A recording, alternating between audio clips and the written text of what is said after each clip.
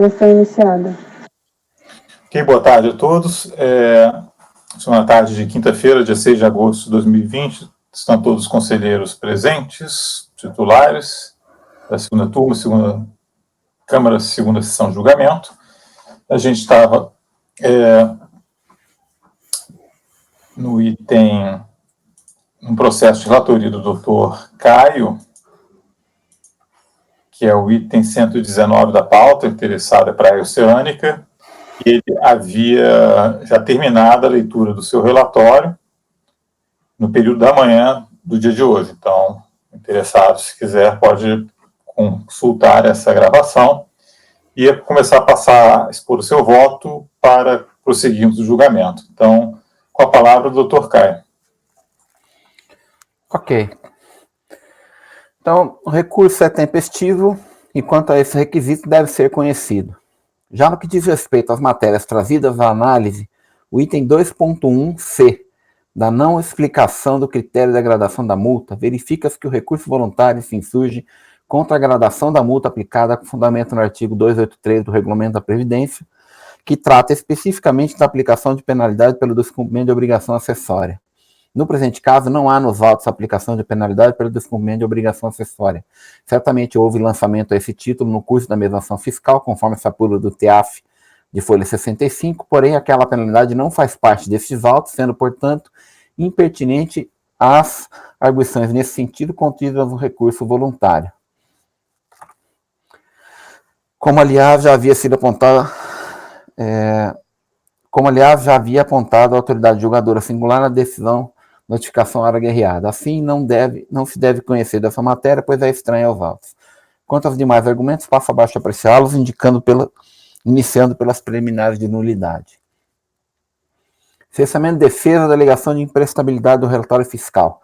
Trato neste item dos argumentos expostos no recurso voluntário em seus itens 2.1a e b.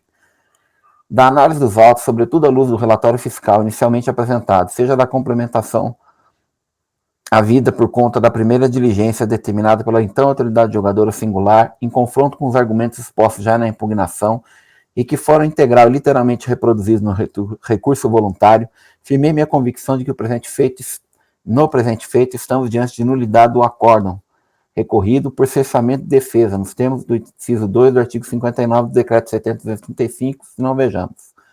Conforme acima exposto, em decorrência da impugnação apresentada, e a argumentação relativa à nulidade do relatório fiscal, por não mencionar fatos relevantes havidos no curso da fiscalização, foi determinada a diligência de que tratou o despacho de folhas 206, cujo teor já se encontra transcrito no relatório. Face a essa diligência, a fiscalização emitiu informação de folhas 208 a 210, onde textualmente não apenas admite que o relatório fiscal não relatou integralmente os fatos havidos no curso da fiscalização, como, ao final, ainda demonstrou não ter segurança quanto à correção de seu procedimento, haja vista a parte transcrita ali destacada. Sendo assim, sugiro outra consulta, dessa vez por escrito, a respeito dos itens 2 e 3 da solicitação à Procuradoria, tendo em vista que a análise de documentos, ora apresentados, requer um conhecimento jurídico mais aprofundado. Veja-se, à luz dos argumentos apresentados pela impugnação, a fiscalização entende que alguns pontos de sua apuração devem ser melhor esclarecidos quanto à sua validade jurídica pela então Procuradoria Seccional do INSS. É porque os argumentos apresentados precisam ser melhor analisados antes de se passar ao julgamento da impugnação. E tanto isso é verdade que, atendendo a essa indicação da fiscalização, a autoridade julgadora singular, que até então analisava o lançamento, determinou a realização de nova diligência onde? Aí eu transcrevi, é um trecho que eu já li no relatório, é a determinação da segunda diligência, tá? Aí eu fiz o destaque ali do que ela pediu para ser juntado aos autos. Entretanto, sem que conste dos autos qualquer motivação para isso, a auditora que até então atuava na análise dos autos foi substituída por outro auditor que, também sem indicar qualquer motivação, requisitou o retorno dos autos então remetidos à fiscalização, como se pode ver na informação de folhas 214 do Serviço de Fiscalização da DRT Salvador, determinando que retorna seus autos à SECAP conforme solicitação da FPS. e em seguida foi proferida a decisão notificação contra a qual foi interposto esse recurso voluntário, sendo que na ADN restou consignado no relatório que, tendo em vista o despacho emitido pelo antigo Serviço de Análise e Defesa de Recursos, o auditor notificante se manifesta em conformidade com o processamento azarado das folhas 203 e 205, a seguir no curso da decisão a ser produzida sempre que necessário, o referido pronunciamento será compulsado.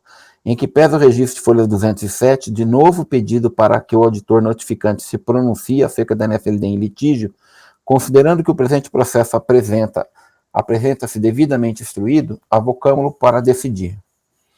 Ora, em que pesa a liberdade do julgador na apreciação da prova dos autos de que trata o artigo 29 do Decreto 70.235, inclusive e especificamente no que diz respeito à realização de diligências, é certo que os princípios da ampla defesa do contraditório requerem dessa mesma autoridade, ao revogar a determinação anterior que conste dos autos, que justifique amplamente essa mudança de posicionamento.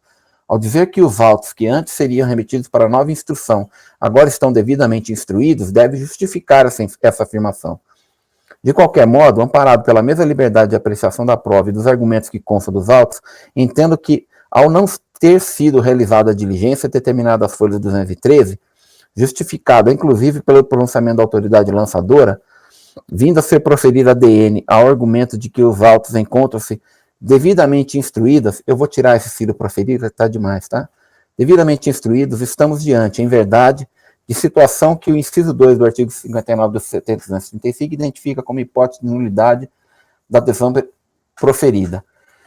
Isso porque, para análise dos argumentos expostos pelo recurso voluntário no item 3.1a da errônea aplicação do dispositivo de lei, em que o contribuinte contesta a exigência de documentos pertencentes a outras empresas, me parece imprescindível ter vista justamente dos documentos relacionados pela então autoridade julgadora singular ao determinar as diligências de folha 213, acima reproduzida e destacada. Para que se possa formar um juízo de valor relativamente à correta ou incorreta aplicação da lei conforme discorre o recurso voluntário, é preciso saber como e a quem foram expedidos os teados anteriores aos que constam dos autos, pois, afinal, as empresas que a fiscalização ora alega que foram sucedidas foram intimadas a apresentar os documentos que ora se exige da notificada? A resposta a essa questão importa para a solução da demanda e aqueles documentos e esclarecimentos talvez proporcionariam segurança nessa análise. Mas não apenas por esse motivo entendo que houve na ADN cessamentos de defesa. Ao tratar do mérito, no item 10.5, referida decisão atua claramente em prol da manutenção do lançamento, complementando e fundamentando o procedimento adotado pela fiscalização para justificar a manutenção da atribuição de responsabilidade tributária mediante responsabilização de terceiro a quem atribuir a aquisição de fundo de comércio a fim de adequar a narrativa aos dizeres do artigo 133 do CTN. É inegável que se trata de argumentação plausível e juridicamente possível, entretanto, referida disposição deveria ter constado do relatório fiscal da notificação fiscal, para justamente poderem ser contraditadas pelo sujeito passivo, mas referida fundamentação do procedimento não consta do lançamento, somente vindo a ser exposta por ocasião do julgamento administrativo. E quanto a isso, deve ser lembrado que cabe ao julgador administrativo de primeira instância, ainda que integrante do próprio órgão lançador do tributo, não confundir sua atribuição de julgador administrativo com a de autoridade lançadora. Aliás, foi justamente para inibir essa confusão que já há anos foram criadas as delegacias da Receita Federal de Julgamento, que inclusive sequer integram a estrutura regional da Superintendência Regional da Receita Federal do Brasil. Admitir que é permitido ao julgador administrativo complementar o lançamento a fim de dar-lhe maior e melhor suporte fático ou jurídico é distorcer o equilíbrio que pode existir entre a autoridade lançadora e o contribuinte enquanto se desenrola o processo administrativo fiscal. Desse desequilíbrio decorre o cessamento de defesa do contribuinte.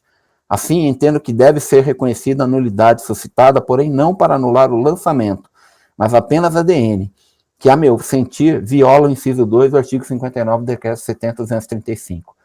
Por todo exposto, voto por conhecer do recurso para reconhecer a nulidade da DN por cessamento de defesa, determinar que os votos retornem à autoridade preparadora para que seja cumprida a diligência determinada pelo despacho de folhas 213. De tudo, seja cientificado o sujeito passivo para, querendo se manifestar nos autos, após o que devem os mesmos serem encaminhados à autoridade julgadora de primeira instância para novo julgamento.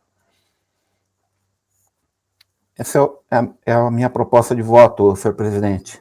Obrigado. Eu passo a palavra para os colegas para debaterem o pedido de vistas, as observações.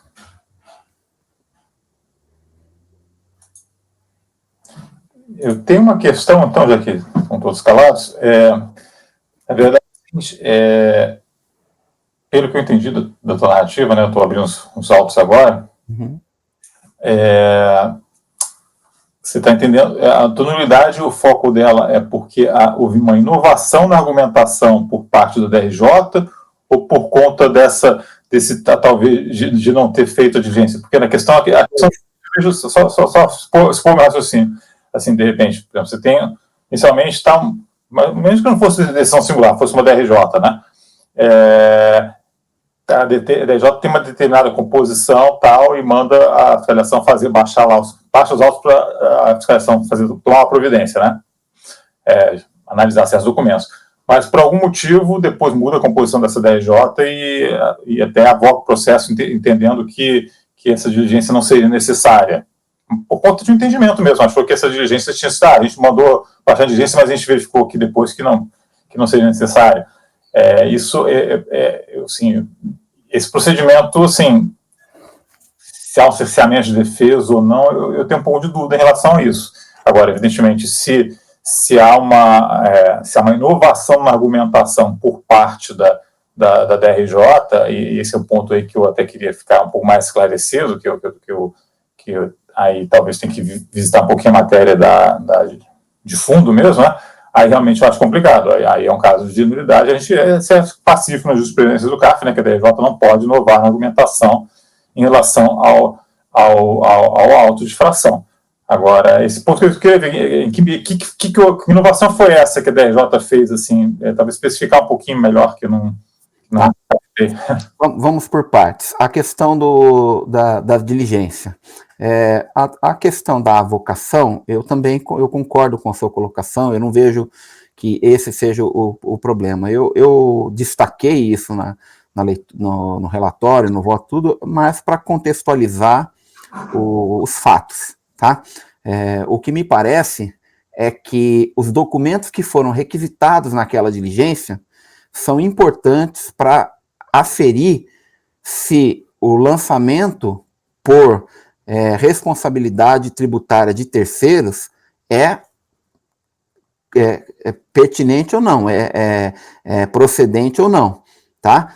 Eu acredito que, como se trata de um lançamento feito com base em pessoas jurídicas diversas do que foi lançado, no mínimo, aquelas pessoas jurídicas têm que ter sido intimadas a apresentar os documentos, né? E isso não tem nos autos, né? E a própria autoridade fiscal disse naquela informação que ele não juntou aos autos todos aqueles fatos anteriores ao lançamento.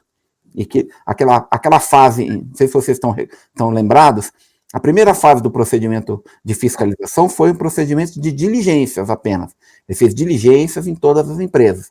E ali foi apresentado o TIAD, inclusive foi nessa fase que foi apresentada aquela suposta defesa contra o TIAD, tá? Então, os documentos que foram, com os quais a fiscalização intimou esses contribuintes, não estão nos autos. Os documentos que eventualmente o contribuinte entregou, não estão nos autos. A tal defesa administrativa, em que pese realmente não ter previsão legal, tudo, mas também não consta dos autos, ela sequer havia sido indicada, né? Ela só foi trazida à luz na impugnação do sujeito passivo. Então, eu entendo que são fatos que são importantes para que nós possamos verificar se a atribuição de responsabilidade de terceiros ocorreu ou não, ou pode estar configurado ou não. Então, esse é um primeiro fato. O segundo fato aí é com relação aos novos fundamentos trazidos pela DN. O lançamento fiscal, ele está fundamentado no artigo 133 do CTN, apenas no artigo 133, tá? Então, ele procurou demonstrar que a empresa se enquadraria nas hipóteses do 133 para que houvesse a responsabilização por sucessão, tá? Na ADN, analisando toda a documentação, essa argumentação de sucessão, ela foi acrescentada com menções ao Código Civil, ela foi acrescentada com aquele parágrafo único do artigo 116 do CTN, que diz que a fiscalização pode desconsiderar atos, negócios jurídicos, né? Isso tudo não consta do lançamento. Isso tudo foi trazido só na ADN, tá? Então, são argumentos interessantes e plausíveis? São, tá? Só que eu acho que isso deveria ter sido colocado no relatório, tá? Ou então num relatório complementar. É por isso que eu entendo que aqui o caso seria de nulidade do acórdão, para que fosse produzida uma nova, aquela diligência, fossem trazidos esses documentos e o contribuinte se manifestasse, a fim de aperfeiçoar o processo administrativo. E aí sim você proferir uma decisão de primeira instância. Tá? Então, eu só observar 2 pontos aqui, né? Desculpa, tá, Caio, se eu talvez... Não, esse processo é bem complexo. Realmente não está claro para mim. Alguns aspectos. O primeiro aspecto que não está claro é o seguinte: esses documentos bom, primeiro, a questão mais recente, que é da própria questão da inovação, né? Na verdade, assim, por exemplo, o auto de infração, exemplo hipotético, tem o fundamento A, tá? E aí a decisão de notificação chega, ou DSTRJ, seja o que for, colocou A, mas colocou o B e o C. Tá? Isso aí é uma inovação argumentativa? Mas num caso a nulidade, porque por si só o A, ela está mantendo, entendeu? Então, tipo assim, quer dizer, ela trazer... não sei se é o caso também, tá? Só estou colocando assim. Não é esse o caso é exatamente esse. Eu acho assim que haveria uma nulidade por inovação caso ela tivesse assim, não. A fundamentação do auto é o A, mas assim, o A, tudo bem, o A não vale, mas eu puxo aqui da manga o B, tá? E o auto tem que se manter por B. Não, aí não é o caso. Aí eu considero que aí sim seria uma nulidade que coisa. Porque a gente realmente tudo bem. Esse argumento B e C, aí é o caso da gente nem levar em consideração, tá? Aí o que acontece? Nós aqui do CARF, se a gente entende que o A não se mantém, e aí aquele argumento B e C, trazido só na DRJ, poderia ter se mantido, aí a gente não pode analisar, concorda? Que aí realmente é uma inovação da DRJ, então, uma inovação um pouquinho diferente. Então, isso por si só, a meu ver, pelo menos, não causaria uma nulidade nesse ponto. Aí seria o caso da gente ver se aquele argumento original do auto A e que a DRJ, no caso da decisão fiscal, analisou também, ele é válido ou não para se manter a autuação ou a própria decisão da notificação. Esse é o primeiro ponto. E o ponto aí antecedente, que diz respeito àquela questão da diligência, não ficou muito claro também é o seguinte: você entende que aqueles documentos tinham que ter sido apreciados pela decisão de notificação e não foram, né? Exatamente. Agora, eu digo assim, também esses documentos, eles foram apresentados, o primeiro ponto, esses documentos tinham sido, que a minha dúvida é a seguinte, nesse sentido, esses documentos foram apresentados na fiscalização ou foram apresentados só na impugnação? E segundo ponto, se for uma questão de valoração também de prova, né, de repente, por exemplo, a decisão de notificação pode ter entendido que não havia necessidade de analisar aqueles documentos para chegar a formar sua convicção sobre os fatos, tá? E você, não, eu acho, como você expôs, você acha que era importante analisado. Aí também eu não creio que seja um caso também de nulidade propriamente dito, né? Quer dizer, a diligência ela é feita, até dentro daquela linha, a diligência ela é feita não é para as partes, ela é feita para o julgador. Isso aí nós sabemos, isso é processo. Então, se o determinado julgador entende que não há necessidade de fazer uma diligência para fazer certos fatos, e ainda que nós aqui, o colegiado, entenda, isso aí por si só não atrai uma nulidade daquele entendimento. Ele é livre para entender se precisa fazer diligência ou não. Entende o que eu quero dizer? Eu entendo isso. Ele ter feito uma diligência que talvez a gente considere que seria importante ter feito, não necessariamente significa que haja uma nulidade. Bom, se eu sou jogador, acho que não precisa fazer diligência, não sou obrigado a fazer diligência, só pensando superior, talvez possa achar que eu preciso fazer. Então, a minha questão é um pouco essa, assim, esses 2 pontos, né? Primeiro, se há inovação ou não, efetivamente, ou só se realmente ele acrescentou algumas outras coisas que não constam no auto, aí a gente simplesmente não considera, tá? E aí essa questão também eu acho que deveria estar analisar certos documentos, mas se a decisão de piso entendeu que não precisava analisar, realmente eu não acho, acho que a gente teria ou talvez baixar, não sei, agora estou indo um pouco adiante, mas talvez baixar a inteligência aqui, fazer uma resolução para analisar aqueles documentos, ou então até a gente proferir um entendimento de mérito em relação a essas questões, tá? Mas também nulidade, eu não estou conseguindo ver nulidade muito clara para mim nesses casos, se eu estou expressando corretamente, mas passo a palavra e depois aí também, até para esclarecer, né, os pontos que eu coloquei, e depois para o Leonan, por favor. Não, eu acho que o Leonan pode entrar direto. Leonan, então. Obrigado. Fazer com gancho também com o que você vinha abordando, Rony, e Caio, até a própria proposta de encaminhamento do voto, Caio, aqui nessa primeira parte, né? A primeira proposta... Tá um pouco difícil de te ouvir aí, você pode talvez chegar mais perto, não sei se só todos estão com dificuldade. Vocês me escutam melhor agora? Eu estou com dificuldade de ouvir. Todos estão com baixa resolução? Ok. Tenta de novo aí, Leonan. Vocês me ouvem melhor agora? Tá melhor? Tá. Essa sua proposta, Caio, eu também acho que seria inexequível aqui para a gente, porque você está anulando a decisão da DRJ, mas ao mesmo tempo você já está mandando uma diligência para a unidade de origem, para que ela já faça a diligência, deixe o processo pronto e depois vá para a DRJ. Eu acho que nem caberia esse tipo de proposta. Concordo. Você já está diligenciando. Sim. Uma coisa para a DRJ e, na verdade, você está dizendo que é a DRJ que vai julgar essa diligência que você está determinando. Sim, concordo. Era só isso. Acaba complementando um pouco a observação de Rony. Pode fazer isso, realmente, né? Quer dizer, a gente vai transferir o julgamento. Se fosse o caso, a gente transferir o julgamento para eles, a gente poderia até fazer uma recomendação no corpo do voto, mas não como uma questão de uma determinação do colegiado, né? Poderia, assim, falar no último parágrafo, entendo que deve ser anulado, inclusive, seria cabível a decisão de primeira instância, ponderar sobre a necessidade, a sua revisão, ponderar sobre a necessidade, mas sem determinação, né? Porque isso a gente não estaria indo além. Mas o Marco quer falar também. Okay.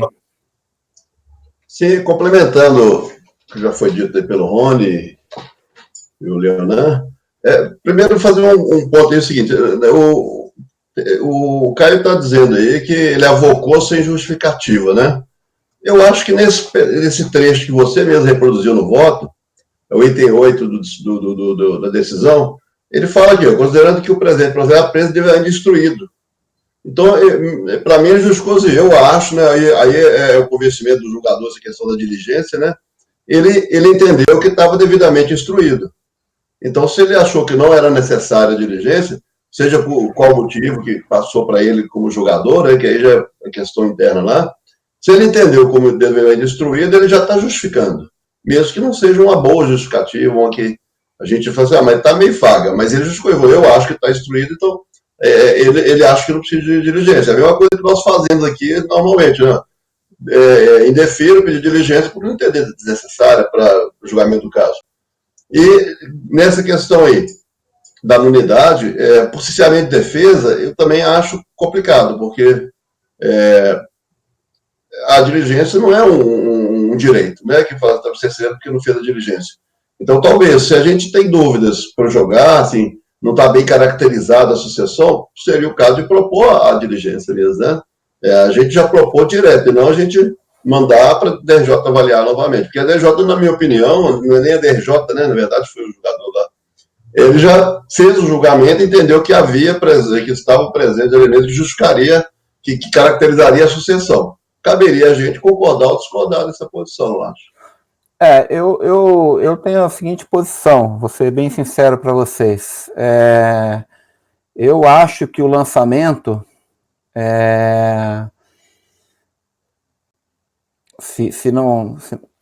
eu acho que aqui o caso é que eu acho que houve bastante cerceamento de defesa no caso, tá? Me desculpem as posições que vocês colocaram, eu sinto aqui uma uma vocação justamente por conta de para não cancelar um lançamento que está muito mal feito, tá? Eu não acho que remeter para diligência e manter a DN com os argumentos novos que a DN trouxe de fundamentos normativos, para mim, são bastante relevantes como fortalecedores do lançamento. Sem essas indicações da DN, na minha opinião, o lançamento não subsiste. Tá? Eu acho que não está caracterizada a hipótese do 133 para responsabilidade por sucessão. Tá? Inclusive, esse o meu voto, caso seja vencido. Né? Eu mencionar agora, porque eu vi que você tem ainda um posicionamento aí. Isso, eu tenho um voto. Caso você tem uma proposta, então acho que a gente poderia julgar a questão. O primeiro encaminhamento, assim, a princípio, é pela. Preliminar de nulidade, né? Eu estaria acolhendo a preliminar de nulidade, posso ser vencido. Aí a gente faz a votação, aí você sendo vencido, aí você faz a proposta só para caminhar os julgamentos, tá, gente? Sim.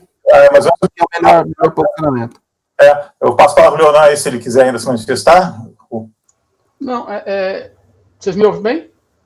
Sim. Eu só ia comentar, Caio, que eu não tomei uma decisão ainda não, tá? E o meu comentário foi só que não caberia a nulidade mandando diligenciar, digamos. Mas se de repente você entende que tem uma nulidade da decisão da DRJ por cerceamento de defesa, desde que não manda diligenciar, eu posso estar analisando. Aí eu queria escutar o seu encaminhamento final. Essa primeira proposta. Eu retiraria esse item 2 aqui do dispositivo, que eu concordo com vocês, eu estou usurpando, né? Eu não posso determinar uma diligência para que o julgador de primeira instância vá verificar, ele que tem que verificar se cabe ou não. Então eu acolho essa argumentação de retirar esse inciso 2 aqui. Agora, a falta dos documentos que teriam sido juntados se tivesse sido cumprida aquela decisão, e mais a complementação da fundamentação legal feita pela DN, para mim, compõe o quadro de nulidade por cessamento de defesa. E aqui seria o caso de, inclusive, seria o caso de nulidade do lançamento, porque... Mas aí é a minha própria posicionamento.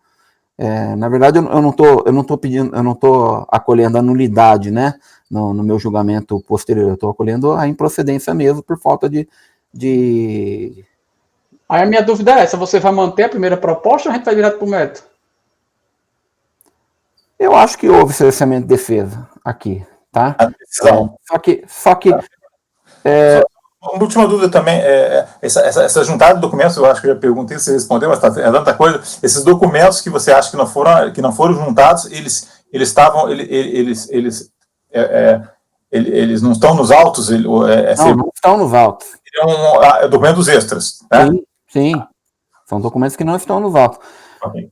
Para ajudar, eu converteria, então, essa minha primeira parte aqui, em vez de proposta de nulidade, para uma proposta de diligência, porque eu acho que os documentos aqui são importantes, tá? Porque ele tem essa parte de documentação que não está nos autos. Nós não sabemos do que se trata, né? A contribuinte alega e o fiscal atesta que existem esses documentos, tudo, mas não estão nos autos, eu não sei do que se trata. Além disso, tem documentação nos autos, juntadas pela impugnação, que, para mim, colocam em dúvida a regularidade da responsabilização por sucessão. Tá?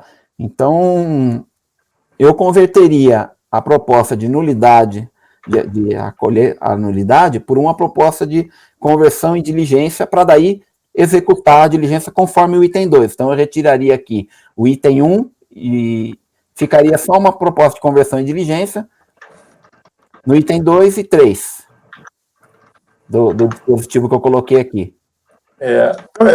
Tudo bem, mais uma questão assim, que aí a proposta de resolução de audiência traz outras questões, né? Quer dizer, esses documentos seriam ônus da prova, a fiscalização ela já deveria ter pedido, é um ônus de prova de quem? Porque realmente a diligência ela necessita assim de que. O ônus da prova aqui é da fiscalização. São documentos que a fiscalização juntou, que a fiscalização recebeu quando da época das diligências, no início do procedimento fiscal, e que não foram trazidos aos autos, tá? Que são mencionados pela impugnação, que vão esclarecer todos os fatos anteriores ao lançamento. Então foi intimado para apresentar esses documentos, a empresa entregou, só que a fiscalização não juntou aos autos, é isso que você está dizendo? Foi intimado, e eu não sei quais documentos a empresa apresentou ou não. Não. Porque não foi nem referido, não foi. Nós só ficamos sabendo dessa primeira parte da fiscalização após a impugnação, após a primeira diligência. Mas a empresa, em tese, foi intimada já na fiscalização para apresentar esses documentos. A empresa que foi lançada, não, mas as empresas sucedidas. Porque antes da fiscalização, que resultou no lançamento, houveram procedimentos de diligência. Procedimento fiscal de diligência nas empresas, nas 3 empresas que foram constatadas que atuavam no mesmo estabelecimento. Tá? Na verdade, são empresas que foram sucessivamente assumindo as operações do hotel ao longo do tempo. Tá? A fiscalização intimou essas empresas para apresentarem documentos. Ela recebeu um ou outro documento, pelo que pela própria fiscalização falou, ela não recebeu outros, só que ao fazer esse lançamento aqui, o relatório fiscal não mencionou isso. Não mencionou essa fase de diligências. Tá? Então, eu acho que isso é importante para que nós tenhamos compreensão do conjunto fático que levou à responsabilização dessa empresa como responsável pelos débitos das outras. É isso. Em tese, está dizendo que são documentos que em tese, a fiscalização tem e que ela deveria ter instruído esse processo com esses documentos, mas não instruiu, mas são documentos que, em tese, ela tem, até para poder fazer essa imputação fiscal. Exato. Tá, não, obrigado, Caio, pela sua paciência. É um processo muito complicado, Rony, né? Não tem... Vai caminhar para o encerramento, sim, né? Mas a palavra todos têm direito, evidentemente. Martim? Eu levantei a primeira mão logo no início, depois até abaixei a mão, e eu fiquei meio confuso com a questão toda.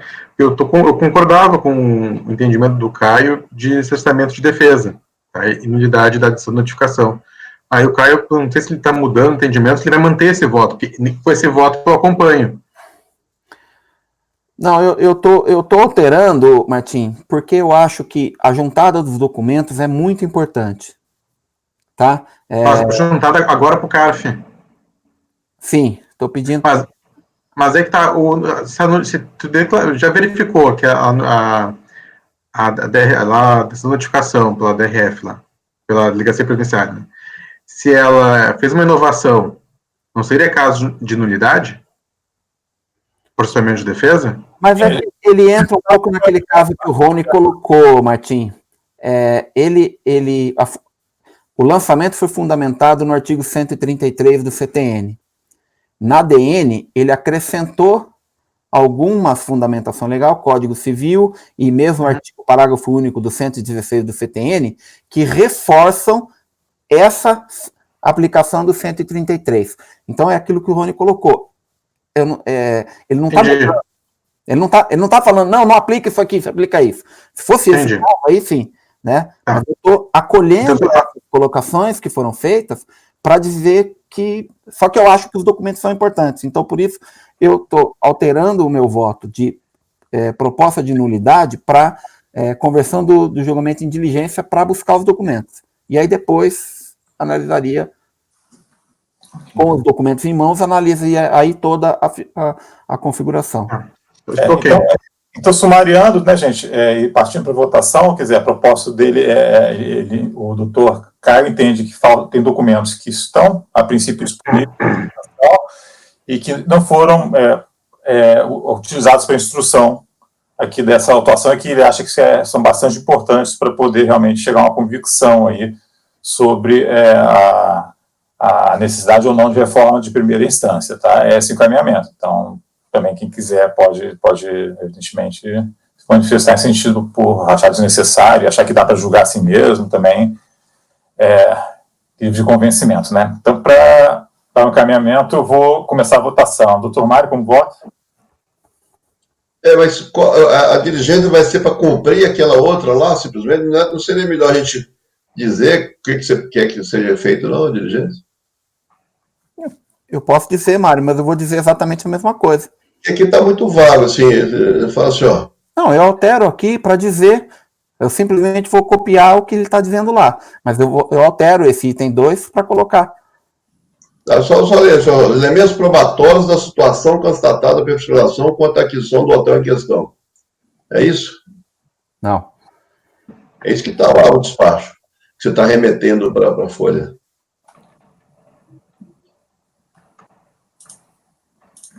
Aqui, ó.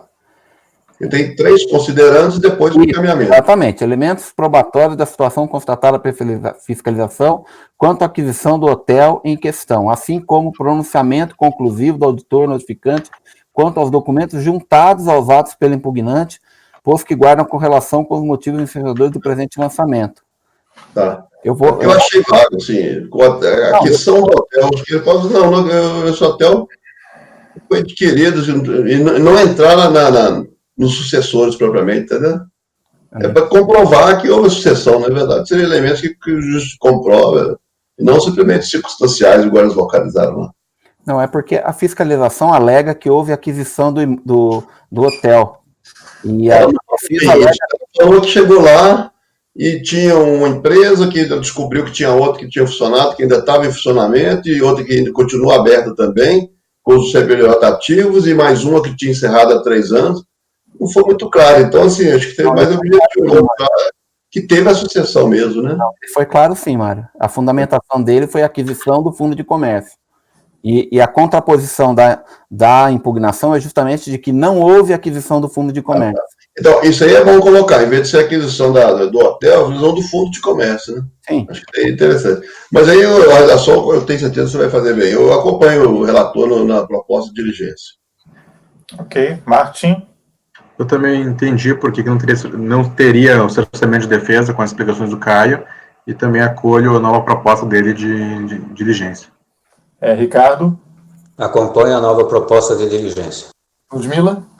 Eu vou acompanhar, porque eu peguei um processo muito similar ao seu. Eu sei o que você está passando. É muito complicado. Vou acompanhar a diligência. Leonardo?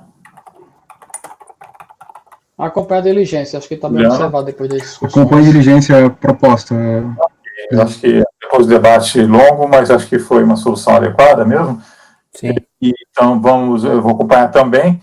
A gente só depois vai ser baixada a diligência para ser juntada essa documentação relativa à aquisição do hotel, do fundo de comércio, né? Eu vou especificar bem direitinho. Para o Caio só mandar para mim, pode ser por e-mail mesmo, ou então na própria minuta ele fazer um arremate, tá? Do encaminhamento. Sim.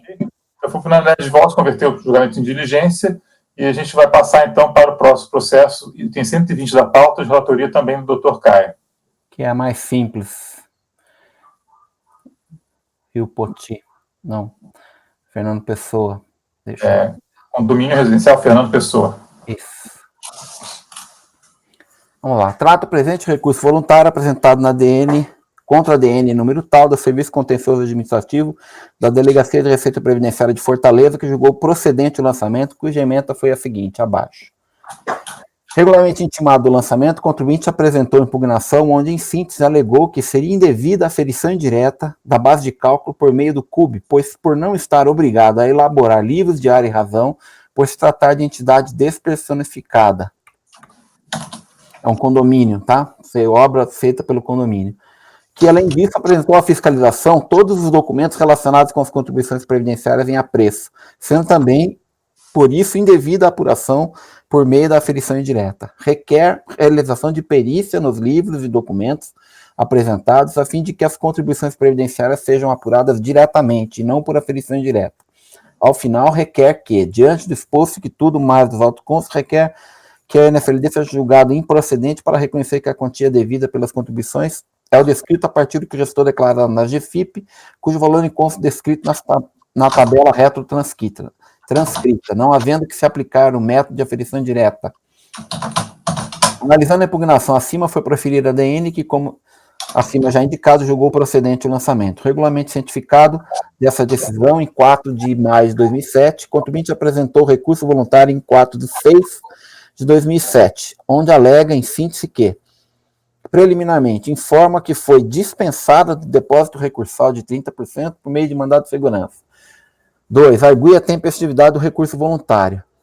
Repisa os argumentos já expostos na impugnação, além de alegar que apresentou à fiscalização todos os documentos relativos a contribuições previdenciárias, não havendo motivo para apuração da base de cálculo por meio da aferição indireta pelo CUB, alegando, ao final, que o indeferimento do pedido de perícia constituiria cessamento de defesa. É o relatório.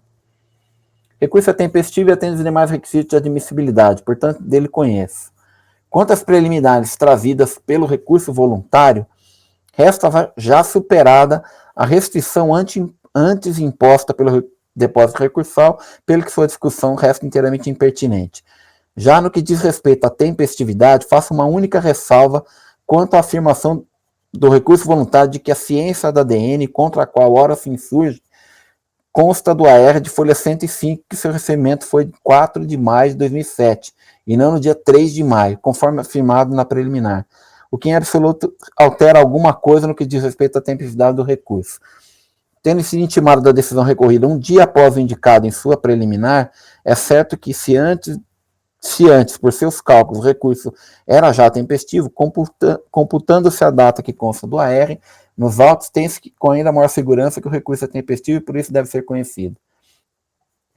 Partindo para a análise do mérito, após repisar os argumentos da impugnação, segundo as quais restaria demonstrado que o condomínio, por se caracterizar como entidade despersonalizada, estaria desobrigado da escrituração contábil regular e, portanto, não estando obrigado à elaboração dos livros de área e razão, aduz ainda o recurso voluntário que, assim, não resta dúvida que o condomínio não pode ser exigível a apresentação do livro diário, e muito menos o argumento de que, em face de sua ausência, há que ser desconsiderada toda a documentação apresentada e calculada as contribuições por aferição indireta a método CUB. Em verdade, o condomínio recorrente exibiu todos os documentos e livros relacionados com as contribuições previdenciárias e de terceiros conveniados, entre eles folha de pagamento, recibo, livro caixa, rescisão de contrato de trabalho, etc. Destarte a rescisão da primeira instância. A decisão de primeira instância desconsiderou as alegações e toda a documentação que comprova o equívoco praticado pela fiscal previdenciária. Destarte trata-se, como já disse, de cobrança de contribuições previdenciárias supostamente devidas, inclusive as destinadas a terceiras entidades de fundo, inclusive sobre o valor das remunerações que foram lançadas por arbitramento e apuradas por aferição indireta. Em verdade, o auditor desprezou a documentação apresentada regularmente, livro caixa, recibos, folhas de pagamento, etc., efetuando o lançamento por arbitramento das contribuições previdenciárias, inclusive de terceiros. Antes de mais nada, devemos lembrar que o CTN indica no artigo 96 que é a previsão do que se entende por legislação tributária. Aí o artigo 100 vai dizer que as novas complementares, atos normativos expedidos pela autoridade administrativa. Além disso, tratando-se especificamente da legislação de obrigações tributárias acessórias, prescreve que obrigação acessória decorre da legislação tributária. Significa dizer que na aplicação da lei tributária sempre devemos observar em conjunto os atos normativos que lhe complementam, a fim de extrair desse conjunto normativo a disciplina aplicável à matéria sob análise. Além disso, é expressa a determinação de que a instituição de obrigações acessórias decorre da legislação tributária, expressão utilizada pelo CTN para indicar, como vimos, não apenas as leis, mas também os atos normativos expedidos pela autoridade administrativa. Nesse sentido, temos no relatório Fundamentos Legais do Débito que a aferição indireta da base de cálculo se deu com base nos parágrafos 3º, 4º e 6º do artigo 33 da 8.212. Aí eu transcrevi aqui o fundamento legal do débito. Se tomarmos a disposição do artigo 33 da lei 812, vigente à época do lançamento, veremos que os parágrafos 3º, 4º e 6º prescreviam que, aí eu transcrevi aqui, parágrafo 4º, na falta de prova regular e formalizada, contribuinte, o montante salário será apurado, pago será aferido, tá? Os artigos 231, 234 e 235 do Regulamento da Previdência apenas repetem a disciplina acima, de modo que, para um esclarecimento mais pormenorizado do alcance da norma legal, devemos recorrer aos atos normativos expedidos pela autoridade administrativas vigentes naquela época, no caso, a INSRP número 3, que, tratando da matéria, prescrevia que obra ou serviço de construção civil de responsabilidade de pessoa jurídica deverá ser auditada com base na escrituração contábil, observado o disposto nos artigos 419 e 421 e na documentação relativa à obra e do serviço. Parágrafo 2º. Aplica-se o disposto nesse artigo às obras edificadas na forma do artigo 414.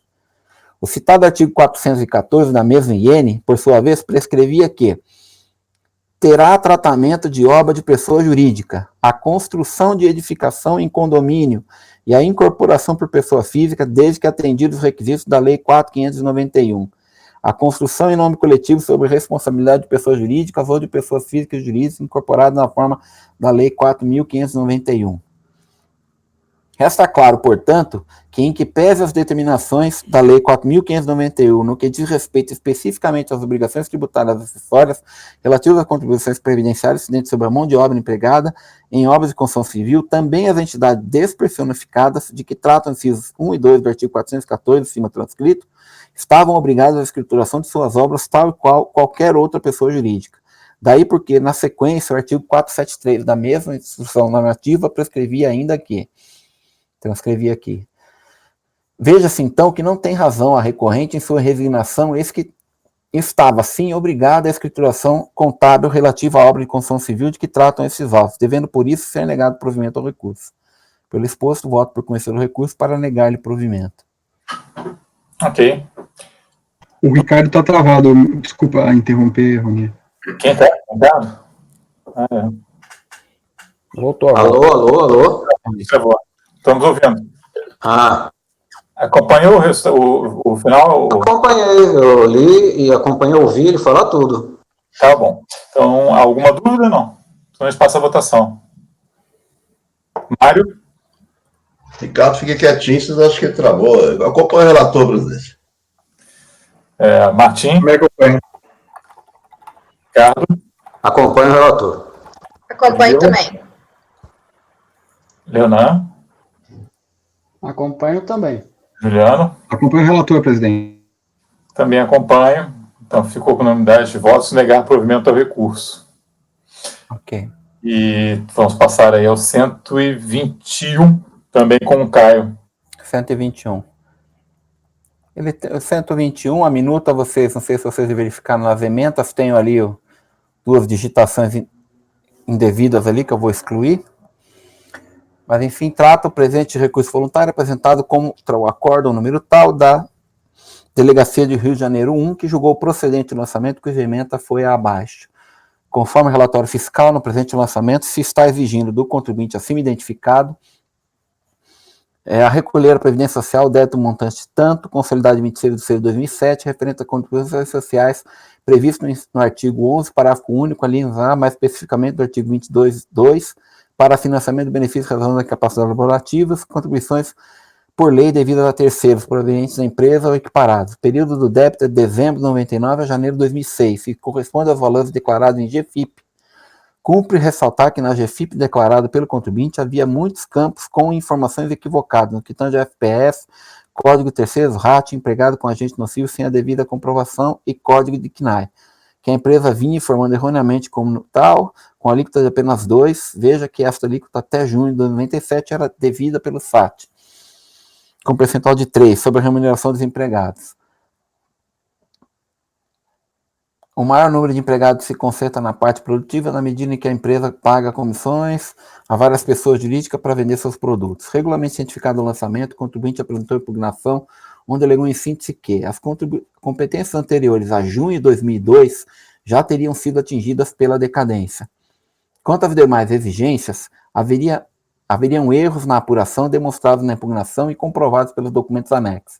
Ao final, requer, diante das razões aduzidas das provas documentadas acostadas à presente impugnação, pede-se a detida apreciação e que a inteira justiça fiscal se produza sobre os fatos aqui elencados, considerando improcedente o lançamento fiscal promovido pela auditora fiscal. Analisando a impugnação acima, a DRJ Rio de Janeiro julgou procedente o lançamento sob os argumentos de que a decadência no caso de contribuições previdenciárias teria prazo de 10 anos, conforme a Lei 8.212, que os erros apontados não procedem. Intimada do acordo em 12 de março de 2008, a contribuinte apresentou recurso voluntário, onde, conforme informação de folhas 1878, teria sido protocolado em 9 de abril de 2008, e onde repisa os argumentos da impugnação, culminando com o seguinte pedido. Pede que vossas senhorias revejam e cancelem o acórdão proferido pela autoridade igualadora de primeira instância para julgar improcedente o auto de infração da contribuição para a Previdência Social por ser ato de justiça. Admissibilidade. Conforme indicado acima, folhas 1878, página 47 do volume 4, o recurso voluntário teria sido protocolado em 9 de abril de 2008, o que, considerando a data de ciência, em 12 de março de 2008, restaria ele tempestivo. Entretanto, não consta nos autos de onde provém essa informação relativa à data do protocolo do recurso voluntário. Não há carimbo de recepção ou autenticação mecânica, ou então envelope de remessa postal onde consta a data em que referido recurso tinha sido postado ou protocolado.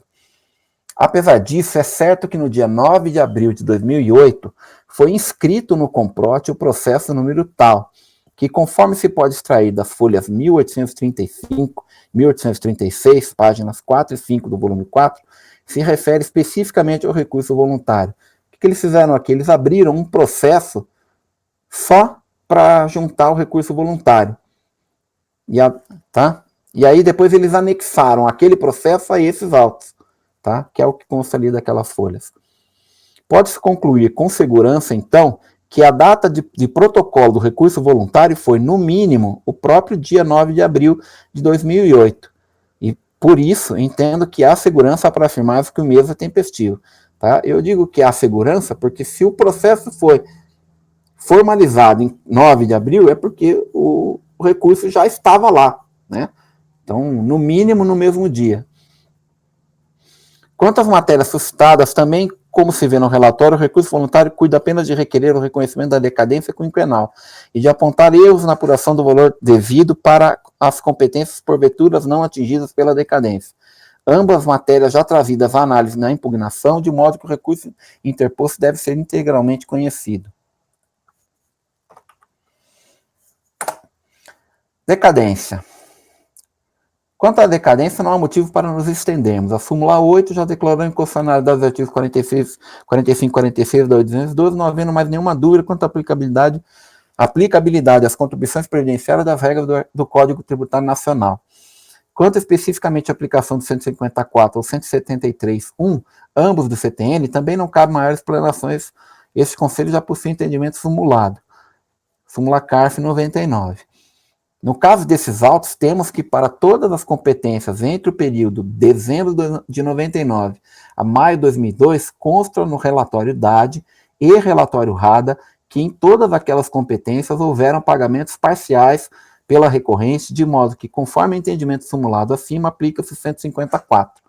Desta forma, tem razão a contribuinte nesse ponto, devendo ser reconhecida a decadência relativamente ao período entre dezembro de 99 e maio de 2002, haja visto que o lançamento foi cientificado ao sujeito passivo em 26 de junho de 2007.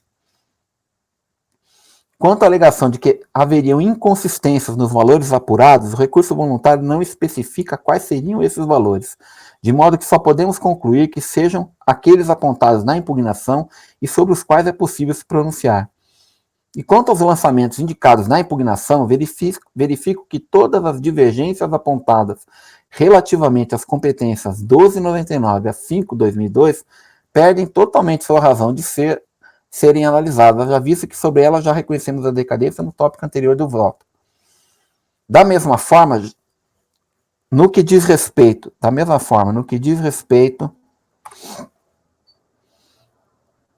relativas ao funcionário, as contribuições relativas ao funcionário Manuel, verifica-se que a irresignação da contribuinte se refere a valores exigidos na competência 5/2001, também atingida pela decadência.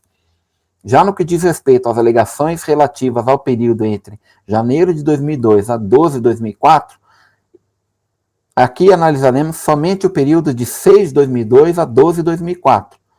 Alega o recurso voluntário que verificou-se também que no período 1 de 2002 a 12 de 2004, a fiscal considerou, na base de cálculo, todos os funcionários constantes do alto número tal, mas no momento da apropriação da GPF paga, foi deduzido o INSS sobre a remuneração dos mesmos, lembrando que os mesmos já constam na GFIP, como exemplo Itamar Carlos. Dessa forma, está havendo cobrança em duplicidade. Considerando-se o relatório fiscal de folha 179, apura-se que o lançamento registrado sob o debitcard número tal se refere ao auto de infração que, àquela época, era utilizado unicamente para aplicação de penalidade pelo descumprimento de obrigação acessória, que, pela descrição feita pelo contribuinte e pelo seu valor, muito provavelmente se refere a uma autuação relativa ao CFL 68, que se trata especificamente da apresentação de GFIP em desconformidade com as normas vigentes.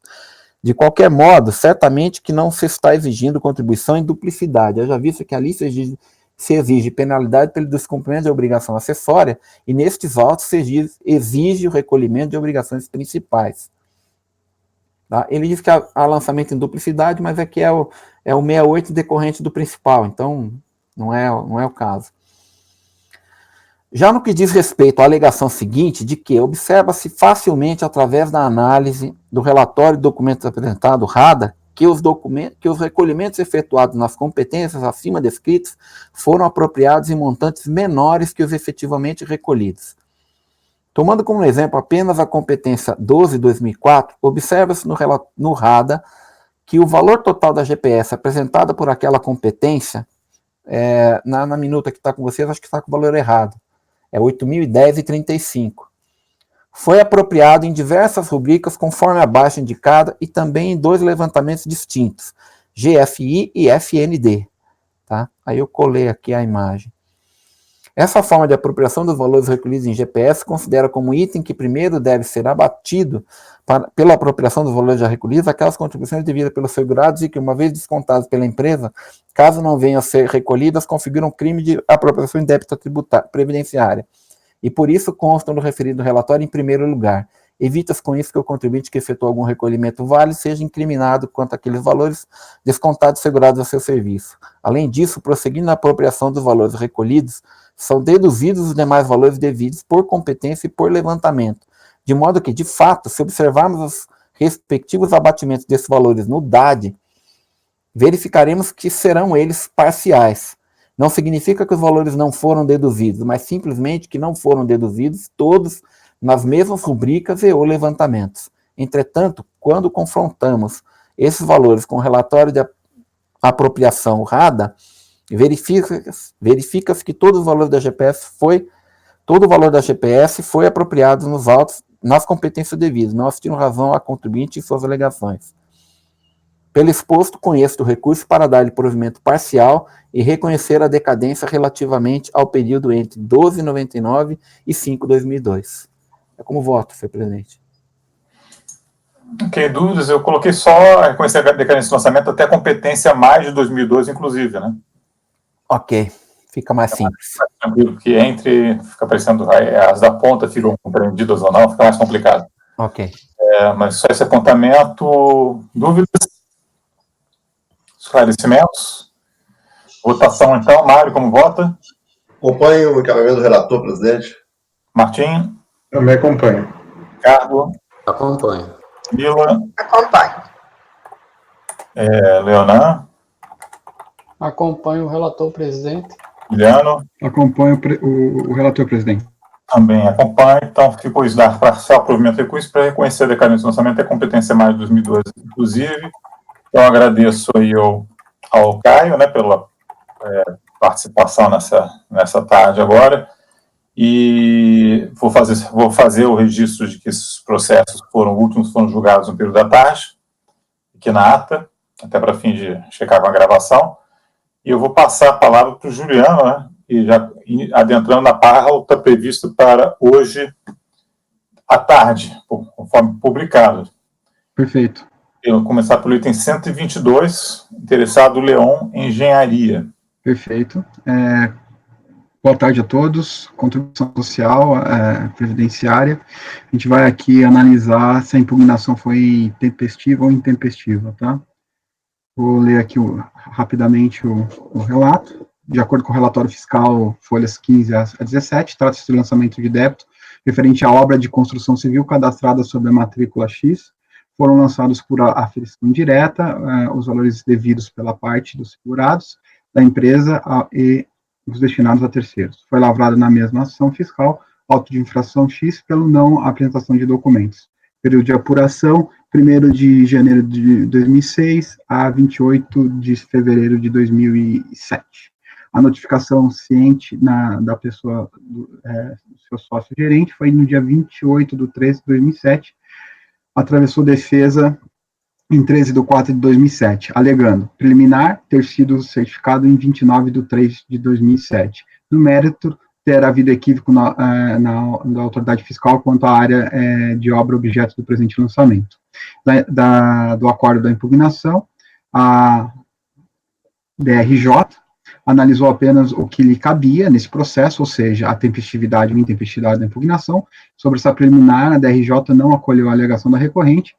O órgão julgador de primeira instância fundamentou sua decisão da seguinte forma: inicialmente, como esclarecer a forma cabal e a ciência da presente notificação, conforme folha azul, nesse caso, este processo deu-se em 28 de 3 de 2007, assim recebemos a informação da notificação de que teria sido certificada em data diversa, como sendo arguido de tempestividade. Embora não seja de forma direta, em consequência surge a competência da Delegacia da Receita Federal do Brasil do julgamento para apreciar a alegação de tempestividade.